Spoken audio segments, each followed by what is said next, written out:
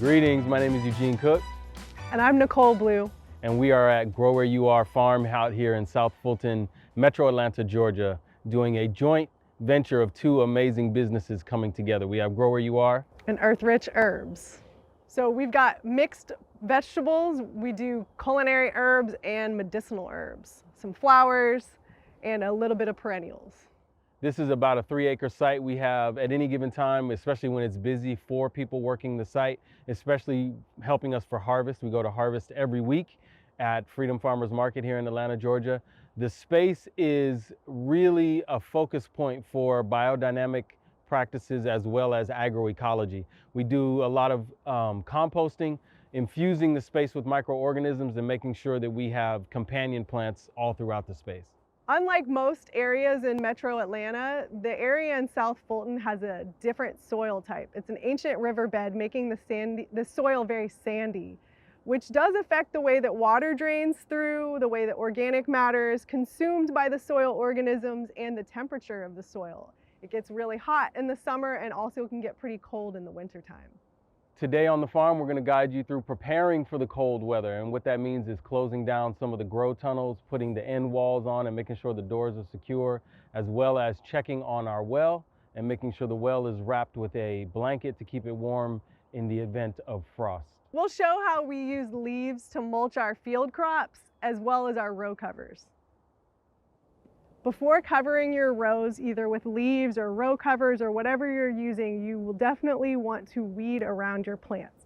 You will be creating a warmer environment, therefore the weeds will also want to grow. Here in this area in Georgia, the winter weeds grow similar to ground cover. Their roots form mats and they're low to the ground. So we're going to go right through with a collinear hoe and scrape the surface of the soil to eliminate all the small little winter weeds that are starting to grow.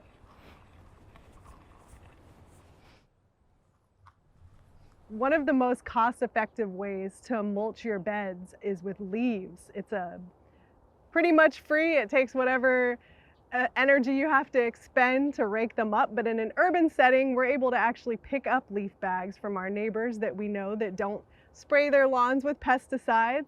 Grow Where You Are started on smaller sites. We also had much smaller budget. So we worked with leaves to mulch our beds and cover our soil surface during the winter, which not only built organic matter, was very cost effective, also kept the temperature nice and warm around the roots and the stems of the plants. In addition to using leaves as a mulch for our field crops, we will also be using row fleeces to cover our field crops, which is a specialized type of fabric that lasts for many years. We set it out over metal spines. You can also use fiberglass spines or PVC pipes. Those will be set out along those and then held down with sandbags. On this farm, we have a combination of 50-foot beds and 100-foot beds. So we're going to use these spines. These spines are to support the fabric, so when we put the row cover on, they don't just rest on top of the baby plants. They're going to rest on top of the spine and create your dome microclimate. Very simple. This is a metal spine. We put it in at the edge of the bed, border between the bed and the pathway, then arch it over and stuff it in the ground like that. That will be the support for the fabric as we go down, and you can see we have about 5 spines per bed. And then we extend the fabric, roll the fabric out the length of the bed, and drape it over the spines, and that's giving about an 18-inch archway over the bed, so it gives enough room for the broccoli and cabbage and collards and kale to continue to grow. Once we drape the fabrics over on either side and on the ends, we're going to secure them with sandbags. Once the row covers are in place, they are going to stay in place for all of the winter months, and they allow the light to come through and even moisture to come through, and yet they trap the heat that radiates from the soil. So the plants are in a microclimate that allows them to stay warmer than the outside temperatures. We definitely recommend investing in row cover fleece for growing outside during the winter. If you Take good care of your row covers. They can last many years. Some of ours are 10 years old.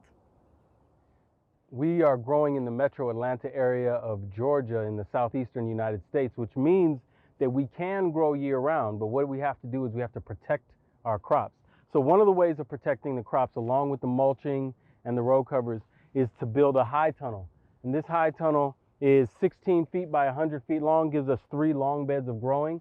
When it comes to sealing up the tunnels to keep the heat in, we have to have a wall on the end of either side of the tunnel. And that can be a solid end wall or it can be a door. And this door design we learned from Daniel at Little Fox Farm. He's a great tractor instructor as well as grow house installer. So this is a simple method and we're going to show you how it's done.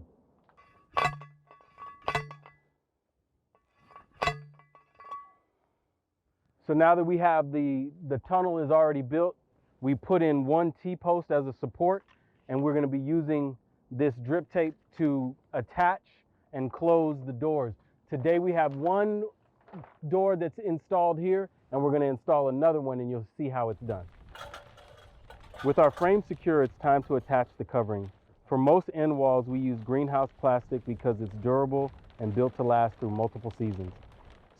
Start by unrolling the plastic and stretching it tightly across the end wall or door. It's important to keep steady tension as you go.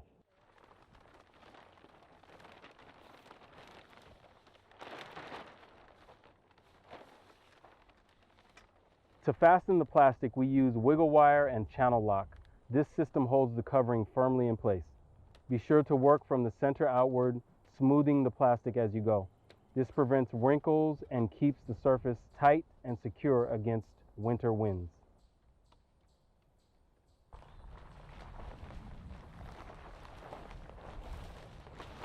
When you're done, the plastic should be snug and secure and ready to withstand the elements. And that is what makes this frame into a functioning high tunnel to protect the crops and extend the season. There's plenty to do when you're farming. Even in the wintertime, you need to be checking on these crops in this high tunnel. And that could mean opening the sidewalls if we get a hot day, which happens in Georgia during the wintertime. And it also means allowing for the moisture to escape. Because if this house is closed up permanently, it will promote a moisture growth which could cause disease or mold for the plants. And also we want the plants to still know that it's wintertime and be exposed to that cold weather so that they're ready once they're harvested and ready for market. When winterizing your farm, and when we winterize our farm, we pay special attention to the well and the irrigation system. These are some of the most expensive systems on farms, and they're also crucial all time of year. We always got to have water. So there are a few steps that we go through to winterize the farm and the well, and we'll be showing you that now.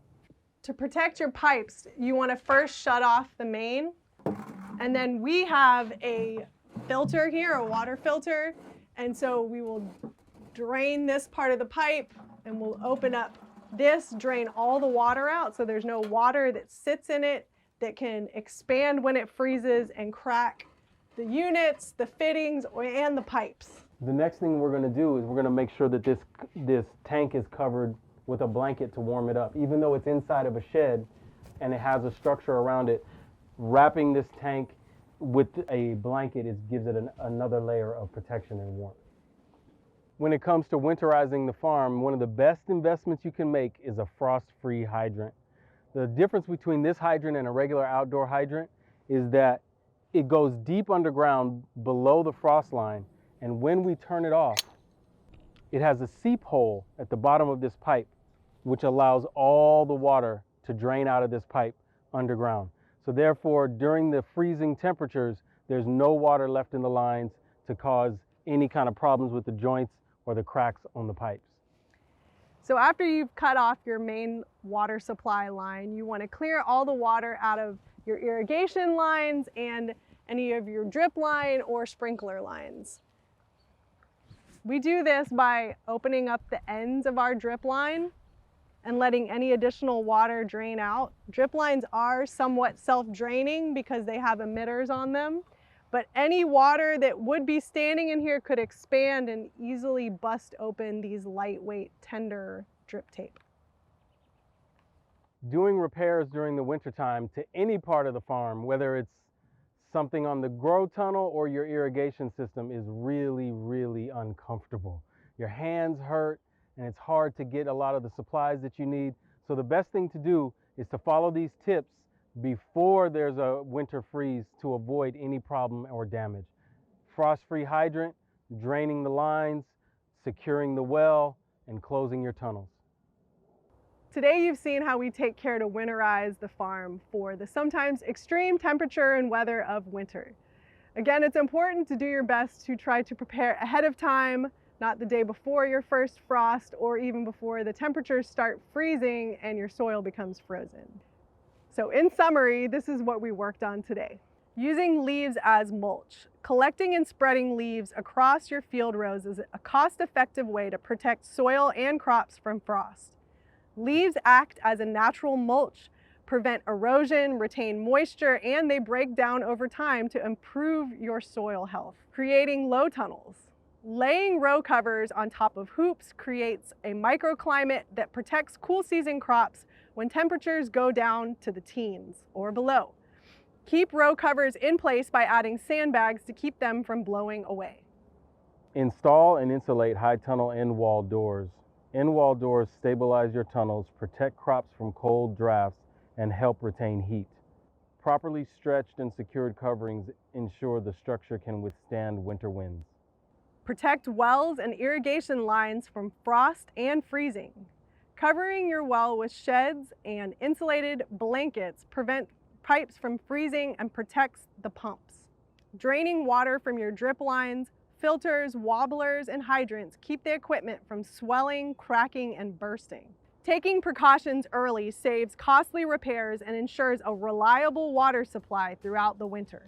In short, remember to apply these simple practices to safeguard your materials, your crops, and your soil health, so that when spring comes, you're ready to continue planting. Thank you for watching the video. Remember to grow where you are.